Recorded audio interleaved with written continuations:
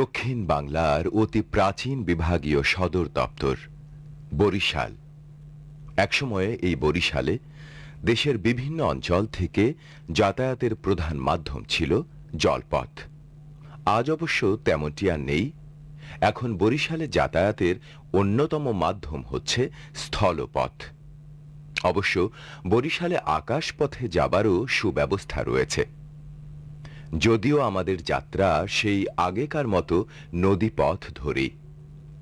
হালকা শীতের আমেজ গায়ে মেখে আমাদের নৌযান বুড়িগঙ্গার বুক চিরে তরতর করে এগিয়ে যায় সামনের দিকে।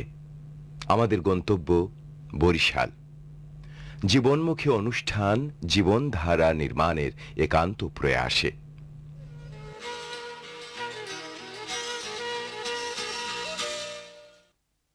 ক্রমান্বয়ে আমরা এগিয়ে যাই সামনে, আরো সামনে।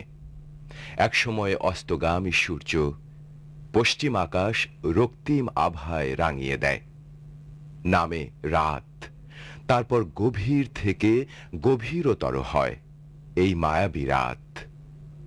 আকাশে চাঁদ হাসে, আমাদের নৌযান থেমে থাকে না, এগিয়ে যায়। সূর্যোদয়ের সাথে সাথে আমাদের নজরে আসে গ্রাম বাংলার অত্যন্ত পুরাতন কিছু দৃশ্য। মনে হয় শেকড়ের সন্ধানে বুঝিবা আমাদের এই যাত্রা। এই তো আমার দেশ, আমার স্বদেশ, প্রিয় মাতৃভূমি বাংলাদেশ। নৌপথের সীমানা শেষে আমাদের যাত্রা ভিন্নভাবে। জীবনধারার গাড়ি ছুটে চলে বরিশাল শহর থেকে 12 কিলোমিটার দূরে দেশের ঐতিহ্যবাহী শিক্ষা প্রতিষ্ঠান বরিশাল ক্যাডেট কলেজ অভিমুখে। আমাদের আজকের জীবনধারা বরিশাল ক্যাডেট কলেজকে নিয়েই। আমরা পৌঁছে যাই বরিশাল ক্যাডেট কলেজ প্রাঙ্গণে। প্রিয় দর্শক, বরিশাল ক্যাডেট কলেজে আপনাদেরকে জানাচ্ছি স্বাগতম। বরিশাল ক্যাডেট কলেজ, যার যাত্রা শুরু হয়েছিল 1981 সনে। ঢাকা বরিশাল মহাসড়কের পাশে 50.34 একর জমির ওপর অত্যন্ত মনোমুগ্ধকর প্রাকৃতিক পরিবেশে অবস্থিত দেশের শীর্ষস্থানীয় এই বিদ্যাপীঠ। ছায়া সুনিবিড়, শান্তির নীড় সমতুল্য, পাখ পাখালির মিষ্টি মধুর কুহুতান আর তারুণ্যদীপ্ত শিক্ষার্থীদের উচ্ছল প্রাণের কলতানে মুখরিত এই ক্যাম্পাস। সবুজ শ্যামলিমা এই ক্যাম্পাসের মূল গেটে রয়েছে একটি পোস্ট অফিস। ক্যাম্পাসের ভেতরেই ক্যাম্পাসে রয়েছে দৃষ্টিনন্দন একটি মসজিদ। ডান দিকেই রয়েছে একাডেমিক ব্লক, যার নাম জাহাঙ্গীর শিক্ষা ভবন। সোনালী ব্যাংক। কিছুটা পথ পেরুলেই ডানে মূল প্রশাসনিক ভবন, আর বাম দিকে রয়েছে বিশাল এক সবুজ চত্বর, যেখানে আছে parade ground, basketball ground, volleyball ground, football ground, hockey ground এবং সুইমিং কম্পিটিশনের জন্য সুইমিং কমপ্লেক্স। এছাড়াও এই কম্পাউন্ডে রয়েছে শিক্ষকদের জন্য আলাদা আলাদা বাসস্থান, অধ্যক্ষের বাসভবন, একটি রেস্ট হাউস এবং শিক্ষার্থীদের জন্য রয়েছে একই ভবনে আলাদা আলাদা ফ্লোরে পৃথক 3টি হাউস। শিক্ষার্থীদের মূল আবাস স্থলের গ্রাউন্ড ফ্লোরে শরীয়তুল্লাহ হাউস। এই হাউসের মূল মন্ত্র সাফল্য আমাদের লক্ষ্য। হাউস মাস্টার জনাব মুস্তাফিজুর রহমান। ক্যাডেটরা আবাসিক ছাত্র, তাদেরকে অত্যন্ত নিরাপত্তার সাথে, অত্যন্ত পরিচর্যার সাথে তাদেরকে এই আবাসিক হলগুলোতে রাখা হয়। এর দায়িত্ব পালন করেন হাউস মাস্টার। আমরা কথা বলছি বরিশাল ক্যাডেট কলেজের শরীয়তুল্লাহ হাউসের হাউস মাস্টার জনাব মুস্তাফিজুর রহমানের সাথে। আপনার হাউসে কতজন ক্যাডেট রয়েছে? আমার হাউসে বর্তমানে 101জন ক্যাডেট অবস্থান করছে। অভিভাবকের মতো আপনি ক্যাডেটদের দেখাশোনা করে রাখেন, তো এই সম্পর্কে আপনি অনুভূতি বলুন। ক্যাডেট কলেজগুলো বাংলাদেশের একটি বিশেষ শিক্ষা প্রতিষ্ঠান, যেখানে একজন শিক্ষক বা একজন হাউস মাস্টার শুধু শিক্ষকই নন, এই কচি কিশোরদের শারীরিক, মানসিক, নৈতিক গঠনে আমাদের ভূমিকা অনেকখানি। আমরা সে প্রসঙ্গে এই ক্যাডেটদের অত্যন্ত যত্ন সহকারে তাদেরকে লালন করি, তাদেরকে মানুষ করি, তাদের সার্বিক সুবিধায় এবং সার্বিক স্নেহ দিয়ে, সার্বিক তৎপরতা দিয়ে তাদেরকে সুষ্ঠুভাবে, সুন্দরভাবে গড়ে তোলবার আপ্রাণ চেষ্টা করি এবং আমরা সফল হয়েছি। ফার্স্ট ফ্লোরে শেরে বাংলা হাউস, মূল মন্ত্র জীবন কর্মময়। হাউস মাস্টার জনাব আবুল কালাম আজাদ। কথা বলছি শেরে বাংলা হাউসের হাউস মাস্টার জনাব আবুল কালাম আজাদের সাথে। স্যার, আপনি আপনার ক্যাডেটদের নিয়ে কেমন আছেন? আমি আমার ক্যাডেটদের নিয়ে ইনশাল্লাহ খুব ভালো আছি। আমার এখানে 101 জন ক্যাডেট আছে। সার্বক্ষণিক তাদেরকে যখন তারা হাউসে থাকে তাদের সার্বক্ষণিক দেখার দায়িত্ব আমাদের, এবং আমরা ইনশাল্লাহ তাদেরকে সঠিকভাবে সুপারভাইজ করছি এবং তারা পড়ালেখায় খুব ভালোভাবে করছে। আমি অত্যন্ত ভালোভাবেই তাদের নিয়ে আছি। এবং সেকেন্ড ফ্লোরে সোহরাওয়ার্দী হাউস, মূল মন্ত্র জ্ঞানী শক্তি। হাউস মাস্টার জনাব সৈয়দ দেলোয়ার হোসেন। কথা বলছি শহীদ সোহরাওয়ার্দী হাউসের হাউস মাস্টার জনাব দেলোয়ার হোসেনের সাথে। আপনি আপনার ক্যাডেটদের নিয়ে কেমন আছেন? আমি সোহরাওয়ার্দী হাউসের 101 জন ক্যাডেট নিয়ে বেশ ভালো আছি। ক্যাডেটটা বেশ ভালো এবং হাউস অ্যাডমিনিস্ট্রেশন বেশ ভালো। আমি বলবো যে বেশ একটা সুন্দর পরিবেশ ছেলেরা আছে। ক্যাডেটদের আবাসস্থল সংলগ্ন রয়েছে 20 শয্যা বিশিষ্ট বীরশ্রেষ্ঠ নূর মোহাম্মদ আধুনিক হাসপাতাল, যেখানে আর্মি মেডিকেল কোরের একজন অভিজ্ঞ ডাক্তার অত্যন্ত যত্ন সহকারে সন্তান তুল্য এই ক্যাডেটদের স্বাস্থ্য সেবা নিশ্চিত করেন। এখানে জানিয়ে রাখা ভালো যে একজন ক্যাডেট জরুরি প্রয়োজনে দেশের যে কোনো সিএমএইচে মর্যাদার সঙ্গে উন্নত স্বাস্থ্য সেবা ভোগের অধিকার রাখে। হাসপাতালের অদূরেই রয়েছে ক্যাডেটদের ডাইনিং হল। বীরশ্রেষ্ঠ মতিউর ডাইনিং হলেই ক্যাডেটরা তাদের প্রাত্যহিক খাবার গ্রহণ করে।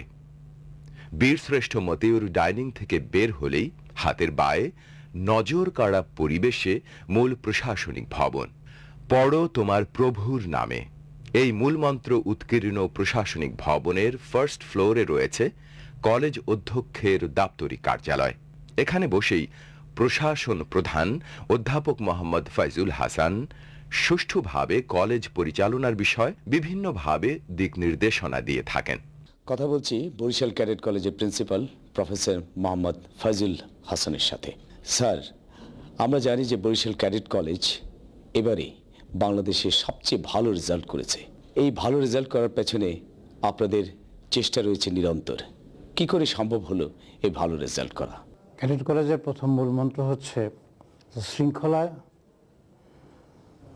যদি থাকে সর্বক্ষেত্রে, সেখানে ফলাফল তো অবশ্যই, লেখাপড়ার ফলাফল তো অবশ্যই আসবে, তার সাথে অন্য সব কিছুই সফলতায় পাবে।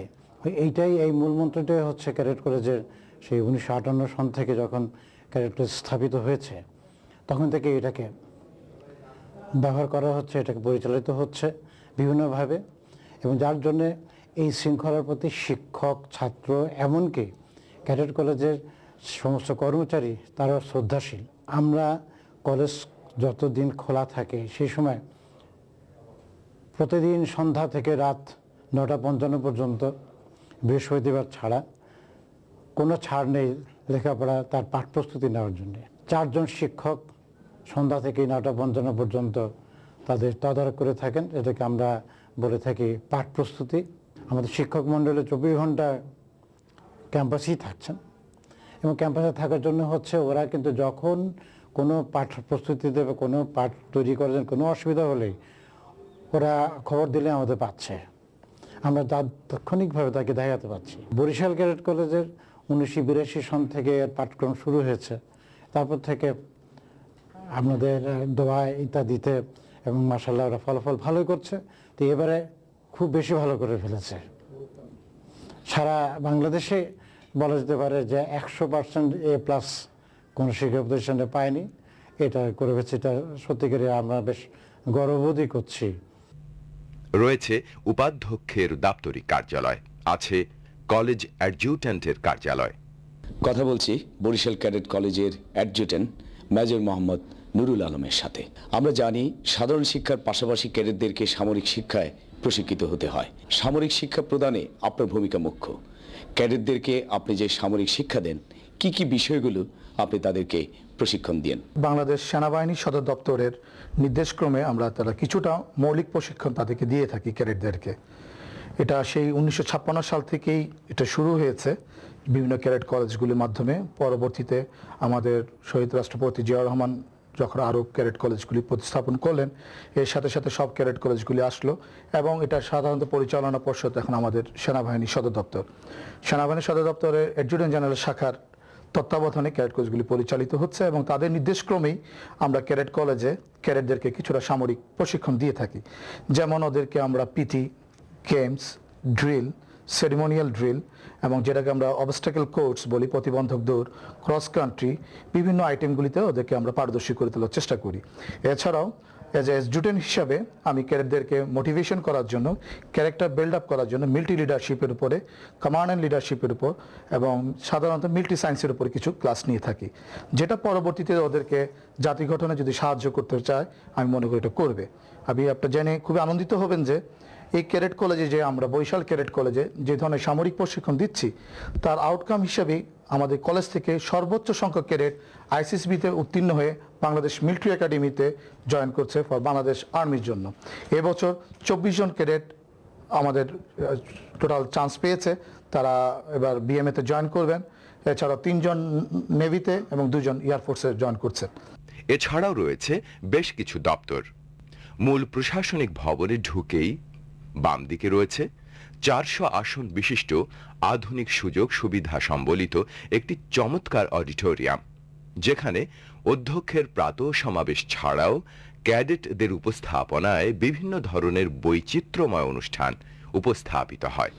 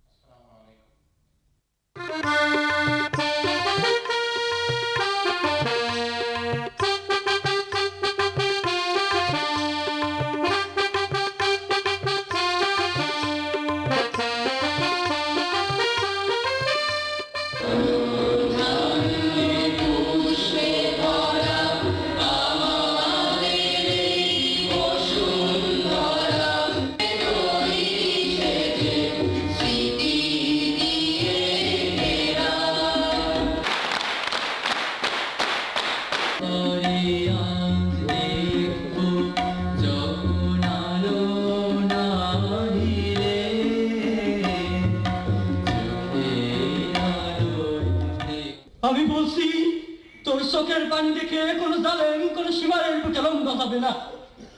এখনই অন্ধ, বন্ধ করো না পাখা।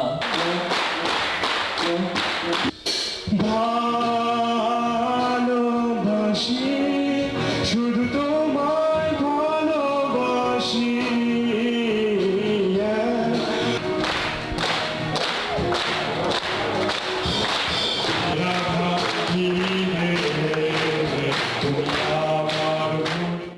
প্রশাসনিক ভবনের সীমানা পেরুলেই একাডেমিক ব্লক। একাডেমিক ব্লকেই ক্যাডেটদের প্রাতিষ্ঠানিক শিক্ষার সমস্ত রকম আয়োজন। এখানে রয়েছে 7ম শ্রেণী থেকে দ্বাদশ শ্রেণী পর্যন্ত সমস্ত ক্লাস, যেখানে দিনে রাতে ক্যাডেটরা শিক্ষা গ্রহণ করে থাকে সুশিক্ষিত, যোগ্য এবং মেধাবী একদল শিক্ষকের নিবিড় সান্নিধ্যে। এখানে জেনে রাখা ভালো যে ক্যাডেট কলেজে ক্যাডেটদের হাউসে পড়াশোনার কোনো রকম কোনো সুযোগই নেই। তারা তাদের ক্লাসের পড়াসহ সমস্ত রকম পরীক্ষার প্রস্তুতি এই একাডেমিক ব্লকে তাদের নিজ নিজ শ্রেণীকক্ষেই শেষ করতে হয়। আর এভাবেই একজন ক্যাডেট তার কৈশোরেই প্রিয়জন ছেড়ে জীবনকে গড়বার দৃঢ় প্রত্যয়ে ব্রতী হয়। লুৎফর, তুমি যে এই যে এখানে থাকো, এটা তো আবাসিক তোমাদের ক্যাডেট প্রতিষ্ঠান, তোমার বাড়ির কথা কি মনে পড়ে না? প্রথম বাবা মার কথা সবারই মনে পড়ে এবং প্রথমে কিছু কষ্ট হয় সবারই, কিন্তু আমাদের এখানকার পরিবেশের সাথে অ্যাডজাস্ট হয়ে নিতে হয়। ছোট্ট এই জীবনকে দমিয়ে রাখতে পারে না বয়ে চলা জীবনের কোনো ব্যথা বেদনা বা কষ্ট। জীবনের এই কষ্টটুকু ভুলে যায় তারা তাদের অসামান্য কৃতিত্বে, সাফল্য প্রাপ্তিতে, প্রত্যাশিত প্রত্যাশার শ্রেষ্ঠ অর্জনে। কথা বলছি জিপিএ 5 প্রাপ্ত ক্যাডেটদের সাথে। মেহেদি, আমরা জানি যে তোমরা ভালো রেজাল্ট করেছো, জিপিএ 5 পেয়েছো। কিভাবে সম্ভব হয়েছে? এর জন্য কি অধ্যবসায় করেছো? প্রথমে অবশ্যই আল্লাহর অশেষ রহমত, তারপর আমাদের সুনিপুণ দক্ষতা সম্পন্ন শিক্ষকদের কঠোর প্রচেষ্টা। ক্যাডেট কলেজ এমন একটি প্রতিষ্ঠান যেখানে নিয়মতান্ত্রিক পদ্ধতিতে সকল কিছু পরিচালিত হয়। স্যারদের সার্বক্ষণিক সহযোগিতা এবং নিয়মতান্ত্রিক পদ্ধতিতে একটি পরিচ্ছন্ন পরিবেশে এই পড়াশোনাই আমাদের এই সফলতা অর্জনে সাহায্য করেছে। অবশ্যই আল্লাহর রহমত, এটা অসীম রহমত। সে সাথে আমার বাবা মার অনুপ্রেরণা ছিল, পিতামাতার প্রেরণা এবং আমাদের সুনিপুণ শিক্ষকদের সার্বক্ষণিক সহযোগিতা এবং আমাদের নিজেদের প্রচেষ্টার ফলে আমরা এই ভালো রেজাল্ট করতে পেরেছি। একাডেমিক ব্লকে ক্যাডেটদের জন্য রয়েছে বিভিন্ন ধরনের ল্যাব এবং ওয়ার্কশপ, যেখানে এই কৈশোরের নরম হাতেই তাদের শিখে নিতে হয় অনেক কঠিন এবং কঠোর পরিশ্রম লব্ধ কাজ। আর এভাবেই নিজেকে নিবেদনের মধ্য দিয়েই গড়ে ওঠে দিনে দিনে লিডারশিপ আর আত্মপ্রত্যয়ী এক মনোভাব, যা পরবর্তী জীবনে ক্যাডেটদের পৌঁছে দেয় সুন্দর সমৃদ্ধ সুশৃঙ্খল জীবনের সোনালী দ্বার প্রান্তে। জাকারিয়া, তুমি কলেজ ক্যাপ্টেন হিসেবে কি কি সহযোগিতা ছাত্রদের জন্য করে থাকো?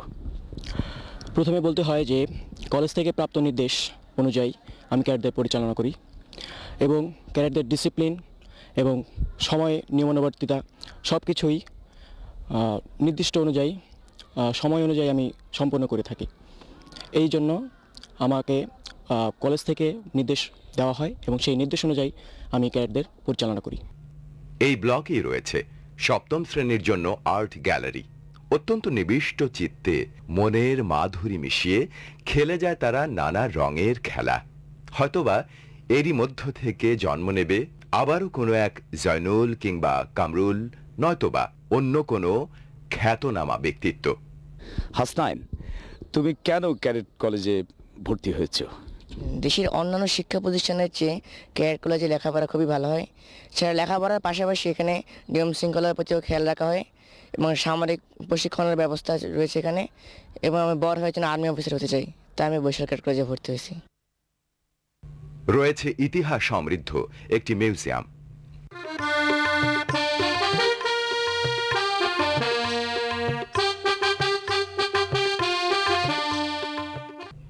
প্রায় 20,000 বই আর দেশি বিদেশি অসংখ্য জার্নাল নিয়ে আন্তর্জাতিক মান সম্পন্ন একটি লাইব্রেরি রয়েছে এখানে, যেখান থেকে ক্যাডেটরা তাদের প্রয়োজনে বই সংগ্রহ সহ নিত্যদিনের সংবাদপত্র পড়ার সুযোগ পেতে পারে। এই ব্লকেই রয়েছে শিক্ষক মিলনায়তন। শিক্ষকদের আলাদা আলাদা ভাবে বসে সুষ্ঠুভাবে দাপ্তরিক কার্য সম্পাদনের ব্যবস্থা রয়েছে। স্টাফ লাউঞ্জ, এছাড়াও রয়েছে অন্য কর্মকর্তাদেরও বসার ব্যবস্থা। একাডেমিক ব্লকের ঠিক মধ্য মাঠে রয়েছে 21-এর শহীদ মিনার, যা সবাইকে স্মরণ করিয়ে দেয় 1952-র মহান ভাষা শহীদদের অমর আত্মত্যাগের মহিমা। আর এই বীর শহীদদের উত্তরসূরি হিসেবে বেঁচে আছে এবং বেঁচে থাকবে আমাদের প্রাণপ্রিয় এই সন্তানেরা, যারাও প্রয়োজনে দেশ মাতৃকার তরে জীবন উৎসর্গ করার মানসে দৃঢ় প্রত্যয়ী হয়ে বেড়ে উঠছে দিন থেকে দিনান্তে। উন্নত জীবন গড়ার প্রত্যয়ে প্রশিক্ষণরত আমাদের এই সন্তানরা একদিন শিক্ষা দীক্ষায় উন্নত হয়ে প্রশিক্ষণে প্রশিক্ষিত হয়ে আমাদের জাতির মুখ উজ্জ্বল করবে। বরিশাল ক্যাডেট কলেজ চত্বর থেকে এই প্রত্যাশা রইল আমাদের। আমাদের জীবনে রয়েছে নানা বৈচিত্র্য, সুখ দুঃখ হাসি কান্না এবং সংগ্রাম দীপ্ত জীবন চলাই হচ্ছে আমাদের জীবনধারা। প্রিয় দর্শক, ক্যাডেট কলেজ এবং ক্যাডেটদের প্রতি মানুষের রয়েছে অপার কৌতূহল। তাদের সুশৃঙ্খল প্রশিক্ষিত কৃতিত্বময় জীবন সম্পর্কে মানুষ জানতে চায়। আমরা একান্তভাবে ক্যাডেটদের সুন্দর জীবন, এই পরিবারে এই পরিবেশে তারা কিভাবে বেড়ে উঠছেন তা আজকে তুলে ধরার জন্যই সাজিয়েছি আমাদের এবারের জীবনধারা। মুয়াজ্জিনের সুললিত কণ্ঠে ফজরের আজান ভেসে আসে, পূবের আকাশে ওঠে রক্তিম সূর্য।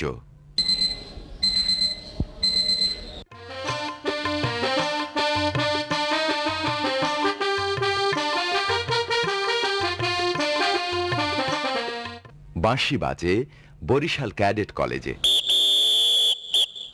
শুরু হয় ক্যাডেটদের দিনের প্রথম কার্যক্রম। প্রতি রবি, সোম ও মঙ্গলবার রয়েছে পিটি এবং শনি ও বুধবারে রয়েছে ড্রিল। একটি নির্দিষ্ট নিয়মের মধ্য দিয়ে দিনের প্রথম ভাগের এই আকর্ষণীয় শারীরিক কসরত সবার নজর কাড়ে। কৈশোর আর প্রারম্ভিক যৌবনের সম্মিলিত উন্মাদনা আমাদের বারবার মনে করিয়ে দেয় এরা পরাজয় কি তা জানে না, পরাজয় বোঝে না, জীবন কখনো পরাভব মানে না।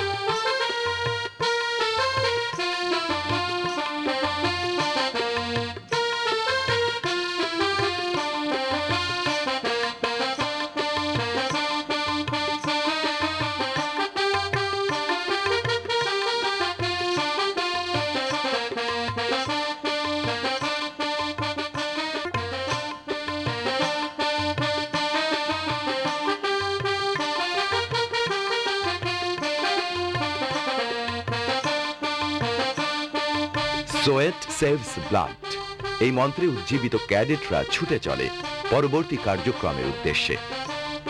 এবারে ব্রেকফাস্ট, সময় সকাল 7টা। নীরবে নিঃশব্দে অত্যন্ত সুশৃঙ্খলভাবে সেরে নেয় ব্রেকফাস্ট। পাউরুটি, পরোটা, ডিম, জেলি, মাখন, সবজি, তেহারি সমন্বয়ে এই ব্রেকফাস্ট। নাস্তা শেষে চলে যায় তারা একাডেমিতে। শুরু হয় ক্লাস, যেখানে শেখানো হয় তাদের পুঁথিগত বিদ্যার পাশাপাশি আরো অনেক কিছু। একসময় এসে যায় ক্লাসের ফাঁকে অল্প কিছুটা সময় বিরতি। এবারে মিল্ক ব্রেক, সময় 10:40। আবারও শুরু হয় ক্লাস। দুপুর 1টা, এবারে লাঞ্চ ব্রেক। ক্যাডেটরা ছুটে চলে ডাইনিং এর দিকে। মাছ, মাংস, ডিম, সবজি, ডাল দিয়ে তাদের লাঞ্চ সেরে নিতে হয়। বদলে যায় পোশাক, এবারে রেস্ট টাইম। গড়িয়ে নেয় বিছানায় কিছুটা সময়ের জন্য, শরীরকে সময়ের সাথে বেঁধে নিতে। এবারে ফ্রি টাইম। বদলে যায় আবারও পোশাক, মনের আনন্দে একটুখানি টেলিভিশন দেখা কিংবা টেবিল টেনিস খেলা, আর তা না হলে দাবা। ক্যারাম বোর্ড তো রয়েছেই। এর কোনোটাই যদি ভালো না লাগে, দিনের পত্রিকায় এক নজর চোখ বুলালেই বা মন্দ কি। ফ্রি টাইমের পরেই ক্যাডেটরা এনজয় করে গেমস টাইম, বৈকালিক গেমস। এটি সবার জন্য বাধ্যতামূলক। আবারও বদলে যায় পোশাক। সাদা পাজামা, পাঞ্জাবি আর টুপি নিয়ে ক্যাডেটরা প্রস্তুত হয় মাগরিবের নামাজের জন্য। লাইন ধরে তারা প্রবেশ করে মসজিদে। শোনা যায় আজানের ধ্বনি। আল্লাহু আকবার,